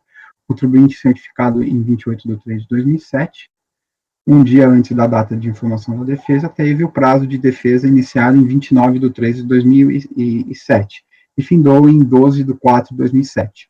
Tudo conforme a redação, então, vigente dos artigos 243 e 293 do Regulamento de Previdência Social. Por seu turno, a notificada não logrou êxito em provar a sua afirmação, ciência de presente crédito em 29 de 3 de 2007. Apenas trouxe em seu socorro ciência de um processo, o já referido auto de infração X, na data alegada. Assim, tendo em vista o reconhecimento da intempestividade da defesa apresentada em 13 de 4 de 2007, restou prejudicado os demais argumentos de defesa sustentável. Diante do exposto, votou pela manutenção do crédito tributário lançado, apenas conhecendo a questão de tempestividade. No recurso voluntário interposto 10 de junho de 2009, o sujeito passivo reitera os termos da impugnação, trazendo os seguintes tópicos: intimação, nesse tópico o recorrente pede as intimações sejam dirigidas em nome e endereço do seu representante. Faz uma resenha dos fatos, preliminar de nulidade, do mérito da efetivação do pagamento, comprovação mediante juntada de guias GPS, da conclusão do pedido, que restou assim consignado. Por fim, o recorrente requer seja acolhida a preliminar de nulidade da decisão recorrida, devendo os autos retornarem ao julgador de primeira instância, que população de novo a manifestação de todas as teses dadas pelo recorrente, e no caso não seja esses entendidos, seja dado o recurso insubstância da cobrança. Nesse contexto, os autos foram remetidos para o CARF. Passo ao voto. O recurso é admissível, tem os pressupostos de admissibilidade. A despeito da tempestividade do recurso voluntário, entendemos que deve ser apreciado somente quanto ao conhecimento da impugnação, matéria nele citada em preliminar. Assim, as questões de mérito não podem ser aqui analisadas, posto que não foram objeto da decisão recorrida diante da constatação de preliminar pela DRJ, da intempestividade da impugnação e da consequência impossibilidade de instauração da fase litigiosa do processo administrativo. Nesse sentido, temos o artigo 15 do decreto 7.285, fixa como marco inicial o prazo para apresentar a impugnação a data da ciência do lançamento a ser impugnado. Pois bem, ao analisarmos esses autos, fica evidenciado que o recorrente tomou ciência da notificação em 28 de março de 2007, e não em 29 de março de 2007, como afirma, pois ao verificarmos as folhas 2, notificação do lançamento, e o termo de encerramento de autoria fiscal referente a esta NFLD, juntada pelo próprio recorrente aos autos nas folhas 42, fica confirmado que a ciência da recorrente ocorreu em 28 de março de 2007. Neste giro, devemos concordar com o apontamento da DRJ, que constatou que a recorrente, por meio de sua impugnação, não logrou êxito em comprovar a sua afirmação de tempestividade da impugnação, uma vez que somente apresentou aos autos em seu socorro ciente do auto de processo, o já referido na data alegada. Deste modo, considerando que a recorrente foi certificada dos autos no dia 28 de março de 2007, constante a notificação de lançamento de débito e o termo de encerramento da auditoria fiscal, vamos referenciar a NF em comento, acostados nesses autos, nas folhas 2 e 42, tem-se que o prazo de 15 dias para a prestação de impugnação iniciados no dia 29 de março de 2007, findou-se no dia 12 de abril de 2007. Com a impugnação foi apresentada somente em 13 de abril de 2007, conforme se verifica com o protocolo nas folhas 26, é nítida a sua intempestividade correta decisão proferida pela DRJ. Deixa eu ler o resto, trago aqui também a íntegra do ato declaratório normativo 1596, de 96, que traz exatamente esse entendimento, e, ante o exposto, conheço em parte do recurso voluntário para, na parte conhecida, negar-lhe provimentos. Esse é meu voto, presidente. Ok. Eu não sei se alguém está checando aí as datas, exatamente. Estou vendo aqui, Juliano, na página 15, o termo de encerramento está com data dia 29, não? É o termo de encerramento que ele traz os dois autos, mas se você for na página 42, o termo de encerramento dessa NFLD é só no dia 28. Essa aí é NFLD? Página qual? 42. E folhas 42.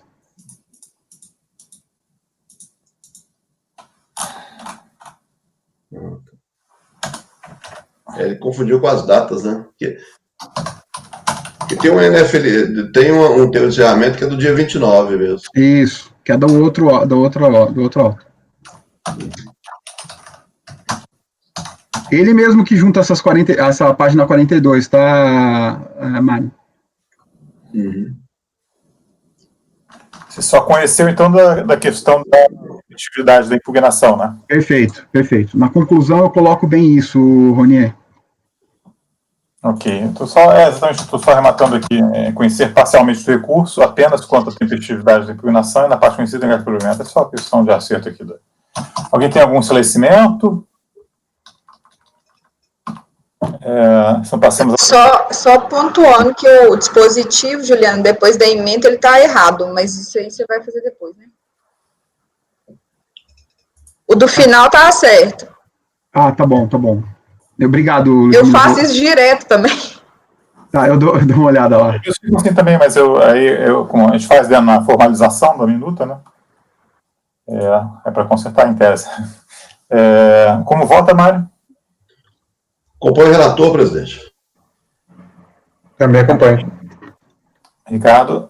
Acompanho. Acompanho. Tornando? Acompanho. Eu também acompanho. Então, ficou conhecer parcialmente do recurso, apenas quanto à tempestividade da impugnação. O Caio, presidente, por favor. Eu também acompanho.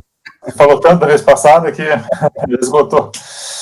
Então, acompanho também, estou falando unidade de votos, conhecer em parte para a parte conhecida legal de provimento. Né? Se conheceu só a parte da intempestividade, e eu passo a palavra novamente o item 123 da pauta. Correto. Esse item pode ser que tenha uma polêmica. Na verdade, o recurso é intempestivo, é parte de tempestividade de recurso, mas aí tem uma informaçãozinha aqui que eu quero passar para vocês e eu queria trazer para o colegiado para ver o que vocês acham. Mas vamos lá.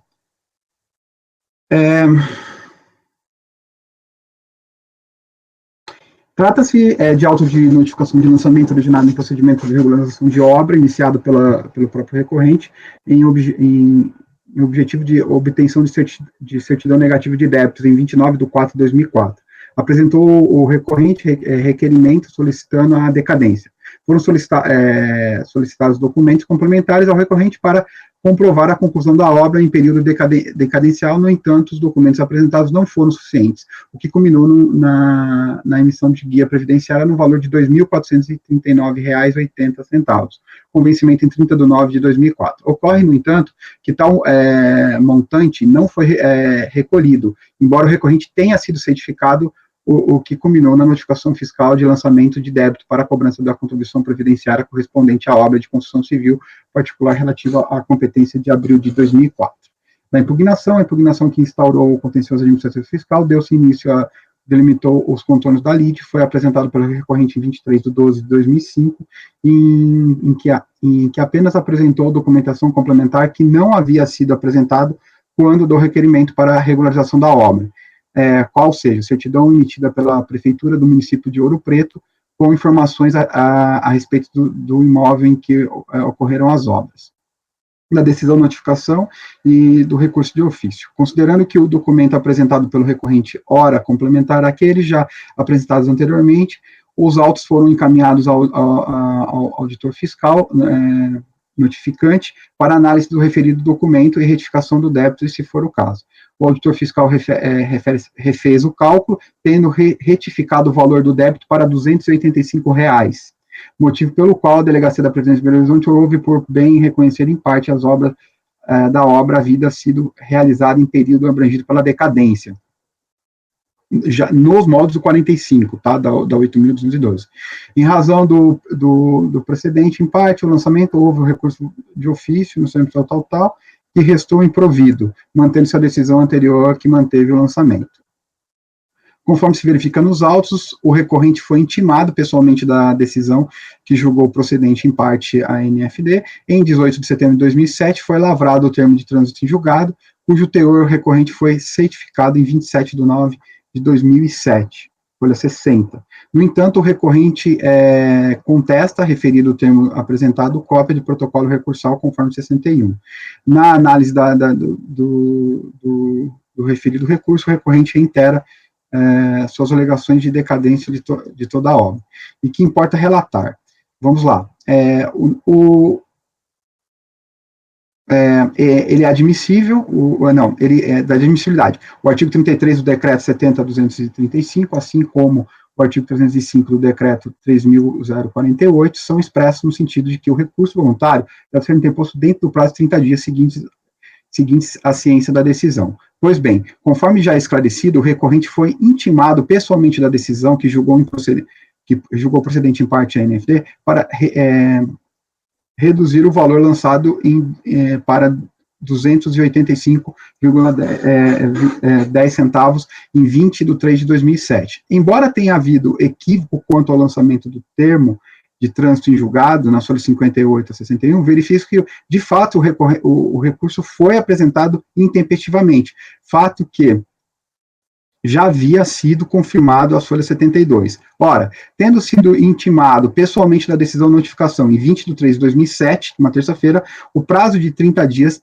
teve início no dia seguinte, 21 de 3 de 2007, uma quarta-feira, findando em 19 de 4 de 2007, uma quinta-feira. Não tendo havido feriado no termo final, portanto, tendo apresentado o recurso em 23 de 4 de 2007. Tem-se que o recurso é intempestivo, portanto, sequer é possível conhecer o recurso interposto.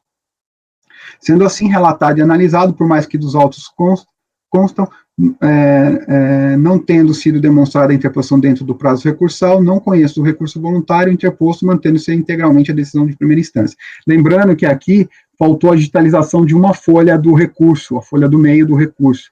Por isso que eu disse para vocês que poderia ter uma polêmica, não sei se vocês acham que isso seria caso de saneamento, porque está muito intempestivo, é muito demonstrada a intempestividade. Eu, na minha avaliação, acho que a intempestividade, ela se precede até essa necessidade de juntada dos autos da folha do recurso. Esse é o meu voto.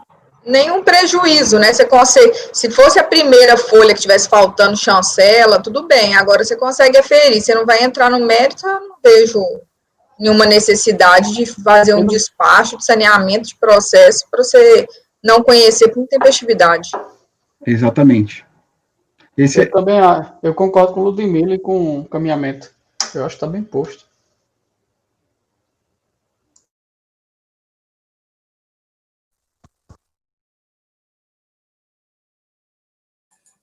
Dúvidas adicionais, então? Mário, como vota? Acompanhe o relator, presidente. Marcos. Acompanho o relator também. Ricardo. Acompanho.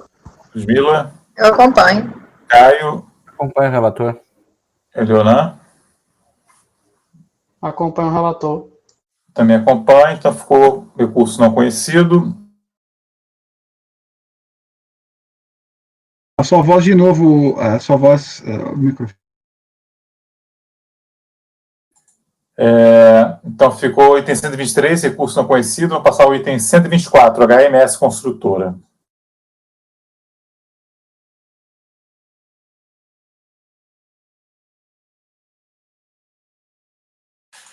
Cada hora é um. Agora, Juliana, também está agora. Você que está sem microfone. Desculpa. Estamos revezando. Vamos lá, vou diretamente lá para o relato do lançamento. Trata-se de crédito lançado pela fiscalização do INSS contra a empresa acima identificada, que, de acordo com o relatório fiscal, as folhas 101 a 106, originou-se de valores correspondentes à remuneração do segurado empregados, apurados por aferição indireta e com base nas notas fiscais de serviços, tendo em vista que a contabilidade da empresa foi desconsiderada em virtude de irregularidades encontradas. Foram lançados no presente NFLD débitos relativos à parte do segurado empregado, não descontados da sua remuneração da empresa, ao destinados ao financiamento da complementação de prestações para acidente de trabalho, SAT, para as competências de junho de 97, e financiamento dos benefícios concedidos em razão do grau de incidência de incapacidade laboral decorrentes do risco ambientais do trabalho, RAT, para as competências de julho de 97, e as destinadas a terceiros, Salário Educação, INCRA, SENAI, SESI e SEBRAE. Montante do débito, 588 mil, consolidado em 17 de 12 de 2003, relativos ao período de agosto de 94 a março de 2003. A empresa, inconformada com o lançamento, apresentou impugnação protocolada e está nas folhas 141 a 150, efetivamente, alegando em síntese que o procedimento fiscal não pode prosperar, pois desde o dia em que foi entregue o termo inicial de ação fiscal, o termo de intimação para apresentação de documentos, 3/7 de 2003, que a empresa disponibilizou toda a documentação solicitada. A apresentação dos blocos e os contratos não deverá ser tomada como instrumento obstrutivo da fiscalização, vez que as receitas de prestação de serviços estão correlacionadas com os contratos de prestação de serviços, aos quais estão devidamente lançados na escrituração contábil, com exceção apenas dos anos de 1994 a 1995, que a empresa, no início de suas atividades, apurava sua contabilidade pelo lucro presumido, sendo tudo escriturado no livro caixa. Os blocos de notas fiscais de apreensão de serviços, contratos, HDDS, foram apreendidos e ainda não devolvidos pela Polícia Federal. O fato da empresa não ter feito a matrícula CI para todas as obras é irrelevante, pois o que deve ser observado é a formalidade e a legalidade dos lançamentos contábeis referentes a tais obras. O fato de o fiscal ter transferido para o sócio-gerente da empresa o título de pró labore e as despesas efetuadas na construção do edifício Evilácio Almeida contraria toda e qualquer princípio de uma autoridade fiscal, pois não deve confundir bens particulares com bens da empresa ou vice-versa. É incabível aceitar esse fato, além do mais do que observa a contradição do ato de fiscalizar do senhor fiscal. Em alguns momentos, ele recrimina a falta de CI, e em outro onde existe o seu bitributar o sócio-gerente em seu prolabore. Se o auditor fiscal tivesse a cautela de verificar na escrituração contábil da empresa várias desde logo que o sócio-gerente tem retirada de prolabore e lucro distribuído suficiente para arcar com aquelas despesas. Acresce ainda que tal construção já perdura mais de 4 anos. Além disso, o sócio-gerente da empresa tem outros rendimentos fora sua atividade empresarial que estão legalmente demonstrados na declaração de imposto de renda. Sem uma análise correta da escrituração contábil, o senhor fiscal não poderia mesmo chegar a lugar nenhum. Foi exatamente o que ocorreu.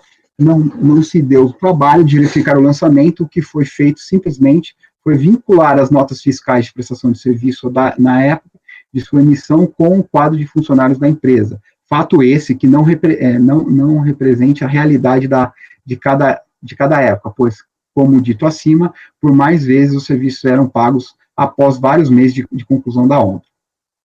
Em relação à limpeza urbana, deve-se observar que o serviço prestado zero é expurgo de lixo, onde o serviço da empresa impugnante consistia em recolher o lixo através de uma reunião compactado com o motorista e 2 ajudantes, e não proceder à varredura de ruas, como tenta evidenciar o senhor fiscal. Todos os motivos,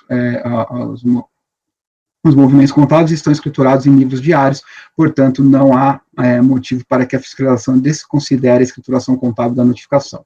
A desconsideração contábil só seria possível no caso de existência da escrituração contábil, recusa de sua apresentação ou imprestabilidade da mesma. E nenhuma desses fatos ocorreram. Portanto, não há motivos para que da desconsideração da contabilidade. A aferição indireta foi feita de forma incorreta, pois o senhor fiscal apurou o valor total das notas fiscais de serviço para a aplicação da base de cálculo, quando, na verdade, a legislação permite a dedução de 40% a título de material empregado. Fato esse que não foi observado. Existe divergência de cálculo entre o discriminativo analítico de débito e o anexo 3 memorial. Requer que a ANFLD seja julgada improcedente por não estar conduzente com a realidade da escrituração a que a mesma não foi feita de acordo com a estabelecida na legislação para a aferição indireta. Requer ainda a apresentação de todos os meios de prova. Da decisão notificação, a tese de defesa foi acolhida em parte pela DRP, Vitória, primeira instância do contencioso tributário, em suma, consta da decisão ACO, do lançamento por aferição direta. A DRP entendeu que o lançamento por aferição indireta, com base no caput, parágrafo 3º e 6º do artigo 33 da 8.212, artigo 72, inciso 1 e artigo 74 e parágrafo 1º do artigo 75, todos da Instrução Normativa 62 de 2002, realizado ao caso em foco, foi correto, uma vez que a escritura contábil da hora recorrente não registra a movimentação real das remunerações dos segurados o seu serviço. Ademais, a hora recorrente não apresentou, junto com sua impugnação, nenhuma prova em contrário. Construção Civil, matrícula de obra, nesse tópico, o órgão julgador da primeira instância administrativa aponta que a hora recorrente, empresa responsável pela obra e construção civil, é obrigada a efetuar a matrícula da obra no prazo de 30 dias nos modos estabelecidos na legislação. Porém, esse deixou de ter o antigo cadastro específico do INSS, o SEI, de todas as obras executadas. Transferência para o sócio gerente de despesas efetuadas na construção do edifício, item 3.5 do relatório. Limpeza urbana do expurgo de lixo e não de varredura de ruas, e item 3.13, existência de divergência do cálculo. Em relação a estes pontos, da impugnação, a DRP informa que o presente processo foi encaminhado à SP notificante, que emitiu o seu esclarecimento. Aí traz o esclarecimento. Temos a informação que, exceto a competência de 12 de 2001, que a hora excluímos, todo débito constante na NFD é indicativo do discriminativo analítico do débito. Está correta, não sofrendo nenhuma alteração. Assim, o débito fica retificado na competência de dezembro de 2001. Informamos ainda que a planilha anexada à notificação, denominada anexo 3, memorial de cálculo, está com inconsistências. Quando do encerramento da ação fiscal, foi anexada uma versão não atualizada dessa planilha. Assim, anexamos a planilha correta, que apresenta as seguintes alterações. Competência de 2002-98, excluída da planilha por não ter sido lançado débito nessa competência. Competência de 2005 a 99, o valor constante da coluna VR recolhido foi retificado para R$ 482,54, que efetivamente o total do RF é recolhido nessa competência. Competências de 10 de 96, 11 de 99, 5 de 2000, 10 de 2000, 5 de 2002, 6 de 2002 e 3 de 2003, foram excluídas as linhas referentes a essas competências. Coluna valor a pagar, o resultado dessa coluna na planilha apresentada inicialmente está incorreto, pois os valores recolhidos inicialmente sobre a folha administrativa do Prolabore autônomos foram somados à da coluna valor recolhido e não deduzidos, de acordo com o explicado ao final da planilha. Isso se deve, em fato, da aferição referir especificamente à pessoa da área de construção civil e à prestação de serviço. Subsidiariamente informou A empresa em questão sempre atuou na área de construção civil, como indica o seu nome, seu objeto social e suas notas fiscais emitidas. O proprietário realmente contratou a sua propriedade de empresas, utilizando-se de operários da empresa para construir o edifício Euvilácio de Almeida, de sua propriedade, sem pagar do próprio bolso pelos serviços prestados. O procurador da empresa discorda de todo o anexo 1 do relatório fiscal, mas não argumenta de forma lógica e quantitativa, apenas diz que o que está demonstrado ser insuficiente e desproporcional. Não citou metragem, construção, cronogramas de obras, pareceres técnicos, ou sequer qualquer indicativo de que esse protesto seja expresso da verdade. A nota fiscal de limpeza urbana não especifica os serviços prestados tradicionalmente a HMS Construtora LTDA, sempre utilizando garis para execução dos seus serviços desde a sua construção até a paralisação de suas atividades, como indica o exame de seus livros de registros empregados. Se, em um período isolado de tempo, isso não ocorreu, compete a ela demonstrar a não ocorrência apresentando, no mínimo, cópia da carta convite do edital da concorrência vencido para ela. Isto não ocorreu, nem na fiscalização, nem na defesa. Está sim, inconsistente. O livro diário de número 7, com cópia de seus termos de abertura e encerramento, apresentados pelo contribuinte, não exibe nem as assinaturas do diretor da empresa e nem o comprovante de registro da juntada comercial. Considerações finais da DRP, deve ser observado também que a matrícula da obra foi feita em nome da pessoa física, no caso do Rieder Plans, Maravilha e Silva, é sócio gerente da notificada, considerando que a notificada assumiu os encargos da obra sem nenhuma compensação financeira. Tais valores foram considerados como salário de contribuição indireta. Portanto, não há motivos para que a NFLD seja anulada, pois a nota foi lavrada na estrita obediência das determinações legais vigentes consonantes ao disposto na legislação. Finalmente, a NFLD, em empírico, já lavrada na estrita obediência das determinações legais vigentes, sendo que o lançamento teve por base o que prevê a legislação previdenciária. Aí tem a decisão, declara o que o contribuinte deve ao crédito de 588 mil, consolidado, recorrente de ofício do chefe da Previdência. Do recurso voluntário interposto em 18 de setembro de 2004, sujeito passivo em síntese alega do não cabimento do lançamento por afiliação direta, em grande arrazoado, reprisando muito o que já tinha aduzido em sua impugnação, sendo que, neste ponto, a recorrente alega não haver cabimento à afiliação direta do lançamento em foco, por ter deixado de apresentar documentos livres contábeis ou apresentá-los sem as devidas formalidades e, em suma, em razão de não estar obrigada a elaborar ou manter livros diários por ter optado em 1994 e 1995 por apurar seus tributos pelo regime de lucro presumido, estarem os livros diários de 2002 sem autenticação na junta, pois o prazo para a apresentação da declaração de imposto de renda pessoa jurídica terminou em 30 de junho de 2003 e da fiscalização se deu em 30 de julho de 2003, e sobre o período de 1º de janeiro de 2003 a 30 de abril de 2003, não teria ainda ocorrido a contabilização. Ter colocado à disposição da fiscalização os livros diários de janeiro de 1996 a abril de 2004 e correspondentes folhas de pagamento, GPS, CFIs, notas fiscais e contratos de prestação de serviço, e que não nos apresentou nos referidos documentos aos autos, junto com sua impugnação, por terem esses mais de 1000 folhas. Considerando todos o acervo contábil e sua pontualidade em suas obrigações trabalhistas e previdenciárias, requereu por uma nova fiscalização. Não haveres motivos, no caso em tela, para a utilização de afiliação indireta.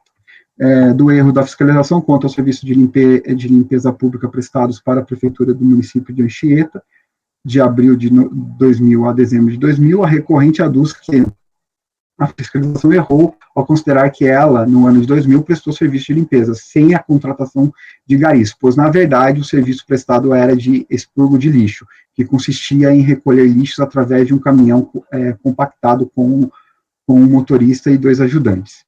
Discorda do mérito da aferição indireta, utilizado nesse ponto, o recorrente entende que foi aplicado de forma incorreta, uma vez que a fiscalização apurou o valor total das notas fiscais de serviço para aplicação da base de cálculo, quando, na verdade, a legislação permite a dedução de 40% a título de material empregado, sendo, em suma, essas as alegações trazidas pelo recorrente em sua peça recursal. Ademais, os casos destacaram no dia 12 de outubro, a Procuradoria-Geral da Fazenda Nacional apresentou comunicação informando que ela não estava obrigada a depositar 30% para fim de admissibilidade do recurso. Nesse contexto, os autos foram encaminhados para o egrégio conselho. Passa ao voto da admissibilidade, o recurso atende todos os pressupostos de admissibilidade, do mérito, do não cabimento do lançamento por aferição. Em relação à alegação da recorrente, da não cabimento da utilização da aferição direta para a constituição do lançamento no caso interno, entendemos não haver razão à recorrente. Neste ponto, verificamos que a fiscalização aplicou o método de aferição indireta, considerando que o recorrente deixou de apresentar a escrituração contábil para os anos de 1994 e 1995 e para o ano de 2002 até abril de 2003, bem como para constatar que a contabilidade da recorrente não espelha a realidade financeira da empresa por não registrar a real remuneração dos empregados a seus serviços, caracterizando discrepância observada entre os volumes de serviços executados e o número de empregados efetivamente registrados, e folha 102 a 108. Sendo assim, configurada a não apreciação da documentação exigida, a fiscalização lançou mão da aferição indireta da base de cálculo das contribuições lançadas por procedimento que, dadas as circunstâncias, se afigurou clara e visível, com fulcro no parágrafo nos parágrafos 3º e 6º do artigo 33 da 8.212, na redação dada pela Lei 11.941 de 2009. Aí eu cito aqui o artigo, deixo de lê-lo. Frisa-se que o fiscal, em seu relatório fiscal, e folha 102 a 108, especifica os pressupostos de fato e do lançamento, inclusive evidenciando a inconsistência apurada de forma detalhada. Os fatos que justificaram a adoção da aferição direta da base de cálculo sobre a fundamentação de não apresentação de documentos e esclarecimentos, informações, a da constatação de contabilidade não registrar movimento real da remuneração dos segurados e da existência de discrepância observadas entre o volume de serviços executados e o número de empregados efetivamente registrados. Então, vejamos, como já apontamos acima no relatório, no caso em foco, o próprio recorrente confirma em sua peça recursal que não entregou todos os documentos ou entregou alguns livros diários sem a formulação exigidas, assim concluímos que a autoridade lançadora não teve como examiná-los. Ressalta-se também que a recorrente, em seu turno, não se desincumbiu do ônus que lhe cabia de fazer prova acerca daquilo que alega. Aqui cabe ressaltar que a alegação de que não apresentou a documentação solicitada por serem estes volumes numerosos não tem força justificar suas não apresentações e para afastar o procedimento legal adotado pela fiscalização quanto à aferição direta, uma vez que a documentação não poderá ser examinada pela autoridade lançadora. Sobre esse tópico, o órgão julgador de primeira instância administrativa apontou. Aí eu deixo de lê-lo porque a gente já falou bastante disso. Ora, também se mostra genérica e sem fundamentação a alegação da recorrente que, como a fiscalização ficou com a documentação por período de 6 meses, ela foi impedida de escriturar o livro diário, bem como as demais obrigações acessórias. Da mesma forma que a lei prevê a aferição das constituições devidas em face da ausência dos documentos solicitados pela fiscalização, também concede ao autuante o ônus da prova em contrário. No caso em apreço, a empresa não apresenta em nenhum momento da lide qualquer indício aqui, tá, gente, de prova, no sentido de que as contribuições lançadas não seriam devidas, nem tampouco de que os valores auferidos pela fiscalização estão incorretos. Ocorre que temos que no processo administrativo fiscal, tal como no processo civil, o ônus da prova e a veracidade do que afirma é do interessado, em causa, do recorrente. Assim, não sendo provado o fato constitutivo do direito alegado pelo recorrente, com fundamento no artigo 373 do Código de Processo Civil e artigo 36 da Lei 9.784 de 99, deve ser mantido sem reparo a decisão recorrida quanto a esse ponto. Por tais motivos, sem razão recorrente quanto a esse ponto. Da discordância da metodologia de aferição incorreta, a recorrente alega que a aferição a ação direta aplicada no lançamento não está correta, pois a fiscalização considerou o valor da nota fiscal de serviço para a aplicação da base de cálculo, quando, na verdade, a legislação permite a dedução de, no mínimo, 40%, que deverão ser calculados a título de material empregado. Pois bem, mais uma vez, a recorrente faz alegações genéricas e desprovidas de substância. Não demonstra quais foram os valores dos lançamentos que estão em descompasso com a legislação referente à aferição direta. Apenas lança uma alegação no ar, sem cotejar os valores lançados com as supostas provas, sem razão recorrente. Do pedido de nova fiscalização, aqui também não assiste razão recorrente. Ora, não é justificável e possível aceitar o pedido da recorrente de realização de nova fiscalização para a verificação dos lançamentos notas fiscais, folhas de pagamento FGTS de abril de 1994 a 31 de dezembro de 98, e CFIP, de janeiro de 99 a abril de 2003, considerando que apenas suas alegações genéricas de que os livros e documentos estão em seu acervo contábil e para ela ser uma empresa que mantém as suas obrigações trabalhistas e previdenciárias em dias e com pontualidade. Da documentação apresentada com recurso voluntário. Aqui ressalta-se que o recorrente juntou com seu recurso voluntário vários documentos apostados às folhas 261 a 1962, destes autos, que consistem em notas fiscais, contratos de prestações de serviços do período de 1994 a 2001 e cópias dos livros diários dos anos de 1996 a 2002. Ocorre que esses documentos são apresentados sem haver um cotejamento entre eles e o lançamento e a decisão de notificação, simplesmente são lançados nos autos. Ademais, além desses documentos estarem sendo apresentados extemporaneamente, estão ausentes os requisitos que autorizam o afastamento da preclusão de que trata o parágrafo 4º, as linhas do parágrafo 4º do artigo 16 do decreto 70.235. Do erro da fiscalização ao serviço de limpeza pública prestado para a Prefeitura de Anchieta.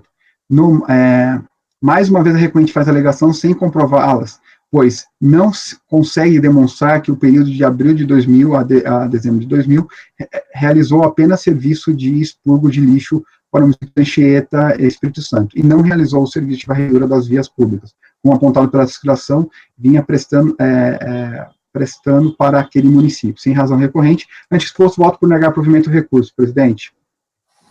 Obrigado, Juliano. Alguma consideração? Eu fiquei só com uma dúvida aí, questão de decadência, não... Isso que eu ia falar. O período então, é muito... Como eu não estou aplicando a decadência de ofício, e ele não pediu, eu não tô dando. Só porque me chamou a atenção que está decaído uma parte, né? Porque aí eu acho que tem que aplicar. Me chamou a atenção porque o período de fiscalização é longo demais, e esses processos são muito velhos, então dá para ver que era na época ainda que eles estavam aplicando o decadencial decenal. Como ficou muito evidente, até na leitura do seu voto mesmo, foi nem abrir nos autos, não. Lendo o seu voto, já ficava ali evidente que o período era tão grande que certamente já estava decaído. Ele foi cientificado em novembro de 2003, não é isso? Eu acho que foi dezembro. Eu acho que foi dezembro de 2003, e o período é de agosto de 99 a março de 2003. Pois é. Não, 96. Aí eu acho que tem que dar de ofício. Engraçado que tá... Não. Porque assim... Concordo com vocês, mas aí vai ter que ver se tem pagamento, se não tem pagamento. Aí já vai entrar numa seara aí que pra gente agora são 3h10 da tarde. Não, faz uma... isso. Tá? Porque não Sem problema. Não, sim, não precisa analisar aqui agora. A gente faz uma vista de mesa e como ficou gritante que já está decaído, a gente tira o que está decaído. Isso aí, tipo assim, meio papo, né, tendo em vista como são processos antigos, assim, realmente, lógico que aí tem uma polêmicazinha, mas como você entrou no mérito e tudo mais, claramente, aí não tem dúvida, tem que realmente dar uma olhada na decadência para, nesse caso, tá bom. Os antigos que a gente tem recebido de uma maneira geral é importante, né? A gente esquece, foi bem observado pela Ludmila. Então, ficou vistas de mesa coletivas aí, e o Juliano, ele depois olha com calma, tá? Tem até o final da sessão de amanhã para chegar o pronunciamento aí, tá bom? Mas olha com calma, tá? Então, ficou vistas de mesa, só para checar, só vou botar vistas de mesa, vou notar que é só questão de decadência, né? Que não sei se tem algum debate em relação ao mérito, mas já foi lido extensamente. Então a gente passa para o 125. Tá? Vamos lá. Até pela força do teu encaminhamento, que eu dei uma olhada aqui, Júlio, se você conseguir resumir, tá um pouco, porque basicamente você não está conhecendo em função de aparentemente o contribuinte inovou tudo no recurso voluntário, não tem nenhuma discussão outra. Dá para resumir bem esse caso aqui. Porque... Não, esse dá, o próximo também vai ser mais simples, que é do mesmo contribuinte, daí os outros dois são um pouquinho mais complicados. Mas esse dá. O que eu estou assim, te ajudar é mais assim, os detalhes do lançamento e tudo mais. Sim, perfeito. Ações recursais e demonstração de que há uma inovação recursal. Tá bom? Obrigado. Perfeito. Bom, como bem apontado pelo presidente, eu agradeço. Isso aqui é uma inovação na defesa, tá? E eu não estou conhecendo, mas a gente pode ir diretamente lá para as minhas conclusões, que está bem explicado. Então, eu vou diretamente para o voto, tá? Do voto. O recurso voluntário atende todos os pressupostos de admissibilidade intrínsecos relativos ao direito de recorrer, em relação à tempestividade. O recorrente traz em seu recurso voluntário alegações não suscitadas em sua impugnação, como veremos a seguir. Em sua impugnação, o recorrente alega que trata-se de uma empresa de trabalho temporário, de acordo com a Lei 6.019, de 74, para cada tomador hora era gerado uma GFIP, mas o arquivo eletrônico ao que se recepcionado pelo sistema de caixa econômica era substituído automaticamente, pois havia mais de que uma GFIP com os mesmos códigos para a mesma competência. Assim, o sistema reconhecia como GFIP retificada, permanecendo no sistema somente a última GFIP entregue. Portanto, deve ser considerado todas as GFIPs entregues conforme protocolo. Já em seu recurso voluntário, traz argumentos novos não trazidos na sua impugnação.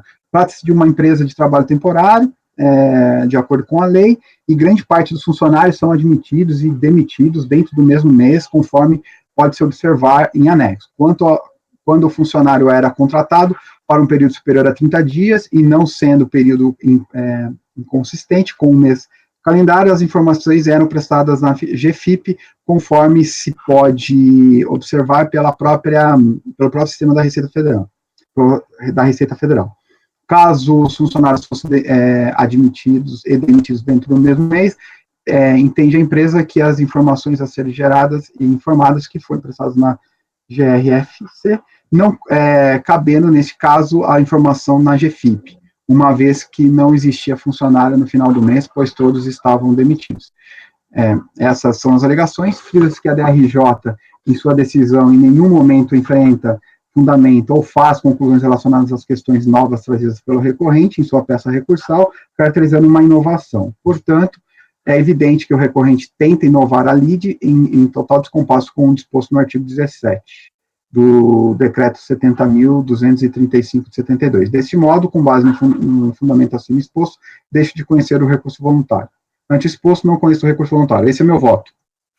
Ok, só uma colocação, tá, para ficar mais claro aqui, talvez, uma mudança de redação, acho que seria talvez útil para isso, é que você disse que ele inovou, mas em relação aos argumentos que ele apresentou anteriormente, ele não ficou claro para mim, ele ele abandona.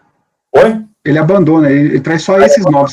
Não está muito claro. Você colocou na tua redação que os argumentos, as questões novas não foram abordadas pela DRJ, mas aí as questões que já tinham sido abordadas foram ou não foram renovadas? Esse que é o ponto, entendeu? Não tá...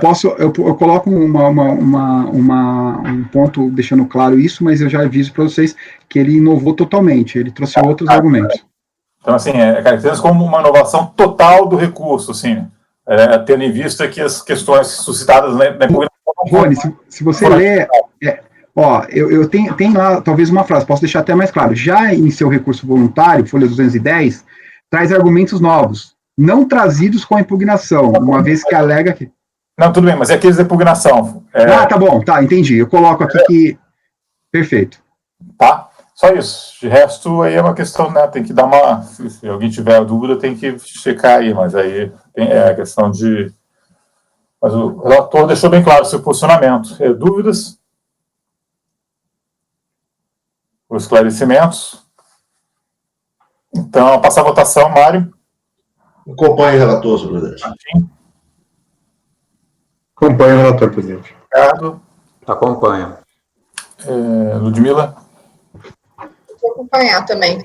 Caio. Acompanho o relator. Jonan. Acompanho o relator. Também vou acompanhar. Então, ficou não conhecer do recurso por unanimidade, item 125. O item 126 é o mesmo contribuinte? É o mesmo, só que aí ele traz alegações, aí eu tenho que ir mais para o conhecimento. Vamos lá. Aqui tem vários lançamentos correlatos, eu vou diretamente ao relatório. Só uma coisinha, Luciano, só lembrando, né, do detalhe de que se as alegações novas forem decorrentes, talvez, de uma polêmica que tenha acontecido dentro da... Perfeito. Da DRJ, esse raciocínio não é aplicável, né? Perfeito. É que nesse caso ele vai para no caso anterior, ele vai para uma defesa totalmente do sistema, né? Depois ele vai para outra coisa. Tranquilo, só reforçando esse ponto, que é sempre bom. Perfeito, muito bem apontado. Vamos lá. Agora a gente está falando do mesmo contribuinte, só que o outro processo. De acordo com o relatório fiscal, folhas 21 e 25, as condições exigidas relativas ao período de 2004 a dezembro de 2004, as condições destinadas a outros e fundos denominados terceiros. Incidentes sobre folha de pagamento dos segurados empregados da empresa autuada. Esse relatório esclarece também que as contribuições lançadas não foram informadas pela empresa na guia de recolhimento FGTS e informações previdenciárias sociais na GFIP. Os valores apurados pela fiscalização estão todos detalhados no DAD discriminativo analítico de débito folha 4 a 5 e no DSD, descrições sintéticos de débitos. E no relatório de lançamento, as folhas 8. Os fundamentos legais da exigência constam do anexo. A empresa foi certificada do lançamento em 16/7/2008 e apresentou defesa tempestiva em 1/8/2008, folhas 39, com as alegações a seguir sintetizadas. Alega que o período de 1º de janeiro de 2004 a dezembro de 2004, a empresa informou indevidamente o FPAS 515, enquanto o correto seria o FPAS 655, próprio para atividade de locação de mão de obra temporária. Afirma que essas informações errôneas do FPAS gerou percentual indevido de 5,89% das contribuições para terceiros, sendo que na condição de empresa de trabalho temporário, a empresa deve recolher apenas o percentual de 2,5%. Destinado ao FNDE. Com base nesses argumentos, requer o cancelamento do auto de infração. O acordo da DRJ, a tese de defesa não foi acolhida pela DRJ, primeira instância do contencioso de em suma, entendeu que não houve equívoco por parte da hora recorrente ao utilizar o FPAS 515. Inclusive nas GFIPs apresentadas em separado, para cada tomador de serviço, sendo correta a aplicação dos seguintes percentuais, contribuições destinadas ao FNDE 2,5, e aí traz todos os percentuais. Nesse sentido, a DRJ fundamenta a sua decisão que, para alterar esse enquadramento, a empresa deveria apresentar provas que justificassem a utilização do FPAS 55. Haja vista que o simples fato da pessoa jurídica ter como objeto social a alocação de mão de obra temporária, contrato social, folhas 26 a 35, não é motivo suficiente para a alteração da FPAS informada em GFIP. E que o código FPAS 655 aplica-se apenas ao cálculo das contribuições incidentes sobre as remunerações de trabalhos temporários. Assim, quando a empresa fornece mão de obra temporária em conformidade com a Lei 6.019/74, deve efetuar o recolhimento com base em dois códigos: 515 para as contribuições incidentes sobre folha de pagamento dos trabalhadores em geral e o 605 para as folhas de pagamento de trabalhadores temporários. Isso decorrente da tabela constante no anexo 19 da Lição Normativa 100 de 2003. No presente caso, a empresa autuada não apresentou nenhum documento que demonstre a efetiva prestação do trabalho temporário em conformidade com a Lei 6.019/74. É importante ressaltar que o FPAS 655 aplica-se apenas nas hipóteses em que o trabalho temporário seja prestado em conformidade com a referida lei. Assim, a empresa deveria apresentar provas da contratação dos trabalhadores e os contratos com os tomadores de serviços obedeciam os requisitos e formalidades da referida lei. E traz aqui os artigos que deixo de lê-los. Como a empresa não produz essa prova, prevalece a aplicação do FPAS 515, tal como consta na GFIPs informadas pela empresa. Consequentemente, deve ser mantida a exigência das contribuições destinadas à INCRA, SENAC, SESC e SEBRAE, além, é claro, da contribuição para o FNDE, que é devida tanto no FPAS 515 quanto no FPAS 605. No recurso voluntário interposto em 20 de abril de 2009, o sujeito passivo reitera suas alegações constantes em sua impugnação e alega que toda a documentação solicitada pelo auditor foi apresentada na época oportuna e o auto de infração não descaracterizou a empresa como trabalho temporário. Conforme documentação em anexo, cópia de contrato, faturas e serviço, contrato com os colaboradores, fica evidente que trata-se de uma empresa de trabalho temporário. Nesse contexto, foi remetido ao CARF o processo. Passa ao voto. O recurso voluntário atende todos os pressupostos de admissibilidade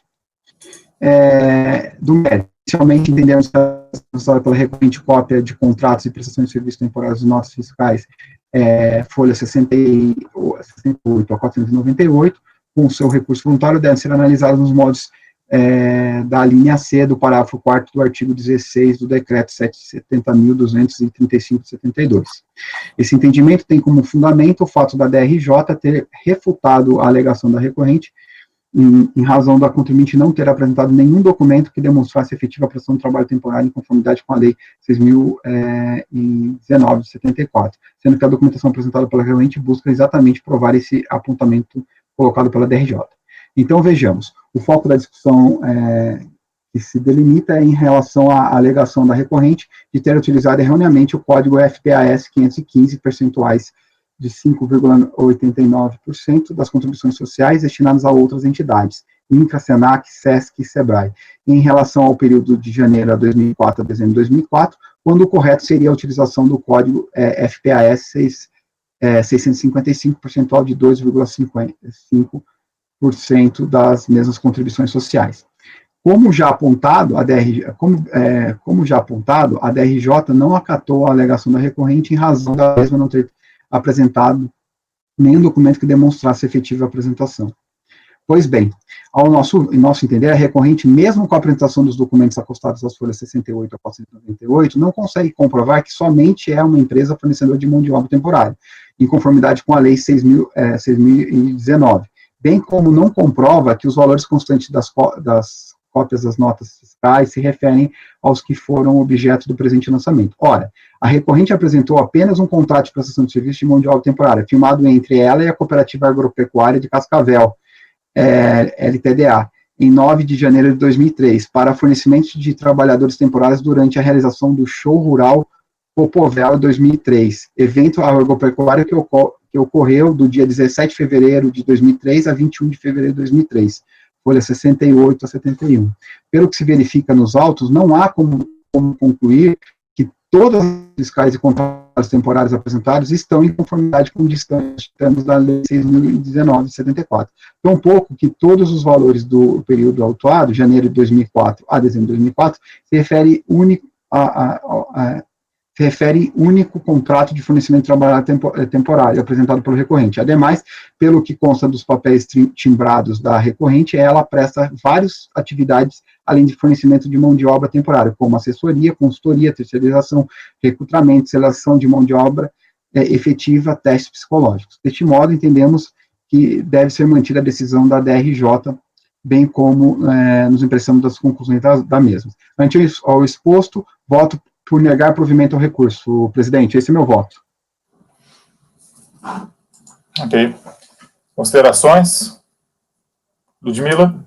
Eu tenho uma pequena, mas como a gente aceita documentos aqui, às vezes, sem estar naquelas exceções do artigo 16, eu achei a emenda um pouco restritiva, Juliana.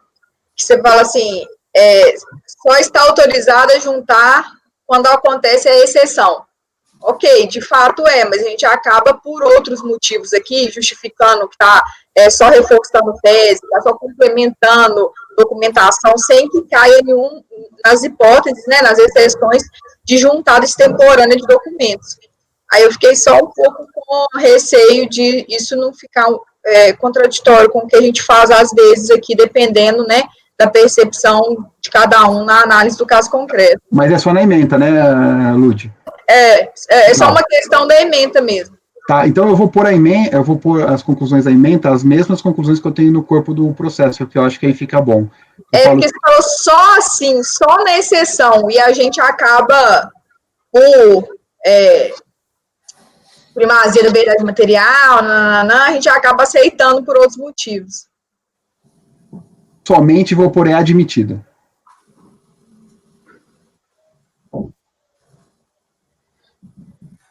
Tirou somente, acho que é melhor.